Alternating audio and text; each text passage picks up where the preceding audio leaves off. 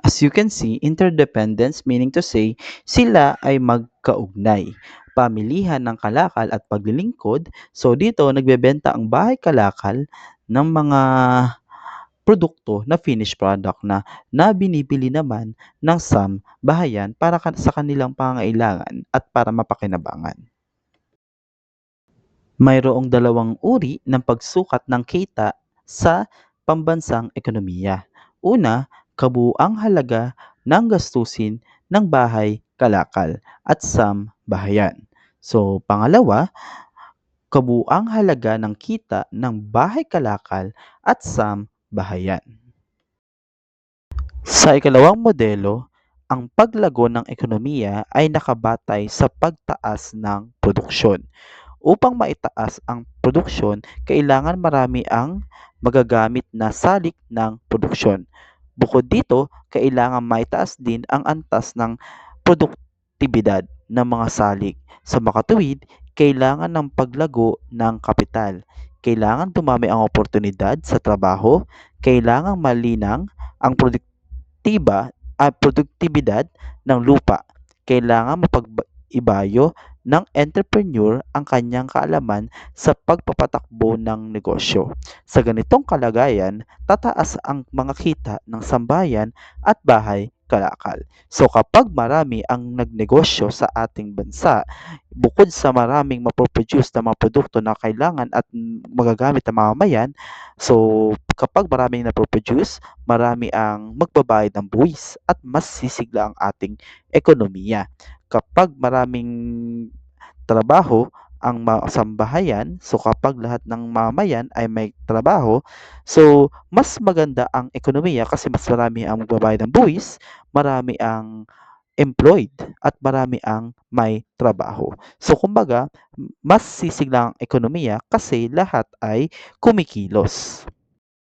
Kung nag-iimpok ang sambahayan, so umuutang naman ang bahay kalakal. So paano ito nangyayari? So isa sa mga dahilan kung bakit ito nangyayari is ang sambahayan ay nag-iimpok sa mga bangko. Samantalang 'pag nag-impok ang sambahayan ng pera, so ang mga bangko naman ay ipapautang ito sa mga bahay kalakal upang sila ay magkaroon ng puhunan at upang mapaikot ang pera at mapalago ito. So kapag kumita ang bahay kalakal, so kikita rin ang pera ng sambahayan sa pamamagitan ng interes. Kagaya nga ng sinabi ko kanina, pamilihan pinansyal, financial market. So nag-iimpok ang sambahayan sa mga bangko at umuutang naman ang bahay kalakal sa mga bangko para gawin nilang kapital at para palaguin ang pera.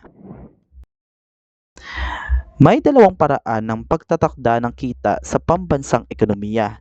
Una, kabuuang halaga ng paggastusin ng bahay kalakal at sambahayan, kasama na ang pamumuhunan ng bahay kalakal. Pangalawa, kabuuang halaga ng kita ng bahay kalakal at sambahayan, kasama ang interes na nakukuhang sambahayan sa pag-iimpok. Ang paglago ng pambansang ekonomiya ay nakabatay sa pagtaas ng produksyon. Mahalagang punto rin sa ikatlong modelo ang mga nabanggit sa ikalawang modelo. Ngunit may mga karagdagang dala ang pagsulpot ng mga gawain ng pag-iimpok at pamumuhunan. Ang paglago ng ekonomiya ay nakabatay rin sa paglaki ng pamumuhunan. Upang maging matatag ang ekonomiya, kailangan may sapat na ipon ang sambahayan. Kailangan din na may sapat na dami ng bahay kalakal na handang mamuhunan. So, inaasahan na sa pamumuhunan ng bahay kalakal, tataas ang produksyon ng mga kapital na produkto. Inaasahan na darami rin ang magbubukas na trabaho para sa paggawa. Sa ganitong modelo ng ekonomiya, mahalagang balanse ang pag-iimpok at pamumuhunan. Terminolohiya. So, una, subsidiya. Ito ang tulong na ibinibigay ng pamahalaan para maisakatuparan ang mga gawain ng sektor ng ekonomiya. So dito, nagbibigay ng subsidy ang government. So minsan binabawasan nila ng tax ang mga negosyo para makapag-operate sila ng iba't ibang negosyo. So bukod sa karagdagang tax, magbibigay ito ng trabaho sa mga mamamayan. Sunod, pag-iimpok. Ito ay tumutukoy sa kitang itinabi para gamitin sa hinaharap. So, ine-encourage sila na lahat ng tao, ng mamamayan ay mag-impok sa bangko. So, bakit nga ba mas mahalaga na mag-impok sa bangko? So, dahil kapag sa bangko tayo nag-impok, so bukod sa maaari itong ipautang sa mga negosyante at lumago, mas magiging safe pa rin ang ating pera at hindi ito mababawasan ng value. So, isa rin sa magandang dahilan para mag-impok is para hindi na masira at maging safe ang ating pera. So, sumunod ay pamumuhunan. Ito ay tumutukoy sa pagdaragdag ng stock o puhunan para sa pagpapalaki ng produksyon ng bahay kalakal. So ito is ginagamit para mas magkaroon ng mas lumaki yung negosyo, magkaroon ng expansion at mas makatulong sa ating ekonomiya para makapagbigay ng trabaho sa mga mamamayan. Pamahalaan. So, nangongolekta ng buwis sa sambahayan at bahay kalakal. So, ang mga buwis na nakokolekta ng pamahalaan ay ginagamit nila para pasiglahin ang ekonomiya.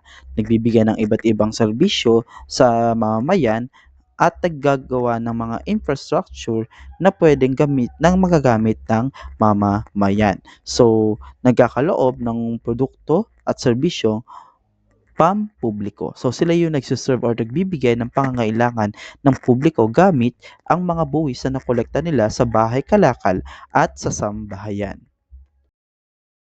Public revenue, tawag sa kita ng pamahalaan mula sa buwis. So, nangongolekta ng buwis sa sambahayan at bahay kalakal. So, nagkakaloob ng serbisyo at pampubliko. So, yung mga nakokolekta nilang buwis is ginagamit nila upang may mapagserbisyohan or mabigyan ng serbisyo ang mga mamamayan. May dalawang paraan ng pagtatakda ng kita sa pambansang ekonomiya. Una, kabuuang halaga ng gastusin ng bahay kalakal, sambahayan at pamahalaan. Pangalawa, kabuuang halaga ng kita ng bahay kalakal at sambahayan at pamahalaan. Ikatlong modelo, so pamahalaan. Sa ikatlong modelo, ang paglago ng pambansang ekonomiya ay may tatlong pinagbabatayan. Una, ang pagtaas ng produksyon. Ikalawa, ang produktibo ng pamumuhunan. At ikatlo, ang produktibidad ng mga gawain ng pamahalaan. Upang maging matatag ang ekonomiya, mahalagang makalikha ng positibong motibasyon ang mga gawain ng pamahalaan. Mahalagang maihatid ang mga pampublikong paglilingkod na ipinangakong isa sa katuparan sa pagsingil ng buwis. Hangad ng bawat sektor na makita ang kinahihinatnan ng kanilang pagbabayad ng buwis. Sa pagsingil ng buwis, mahalagang hindi mabawasan ang produktibidad ng bawat sektor. Hindi may iwasan na magtaas na sa pagsingil ng buwis, ngunit mahalaga na hindi makaramdam ng paghihirap ang mga sektor sa pagtataguyod ng mga pangangailangan at kagustuhan. Meron naman tayong tinatawag na panlabas na sektor, so produkto sa Pilipinas na ibinebenta sa ibang bansa, so export. Binibiling produkto sa ibang bansa or import. So hindi lang naman dito sa ating bansa tayo merong mga binebenta na produkto. Nagbebenta rin tayo ng iba't ibang produkto sa ibang bansa or ine-export naman natin ito sa mga karatig bansa sapagkat may mga produkto tayo na hindi kayang i-produce or hindi pinoproduce sa ibang bansa. So, ang pwede lang gawin ng ibang bansa dito is para magamit nila ito is mag-angkat. So dito marami rin tayong produkto na ine-export sa ibang bansa. So kagaya na lang ng kopra at iba pa.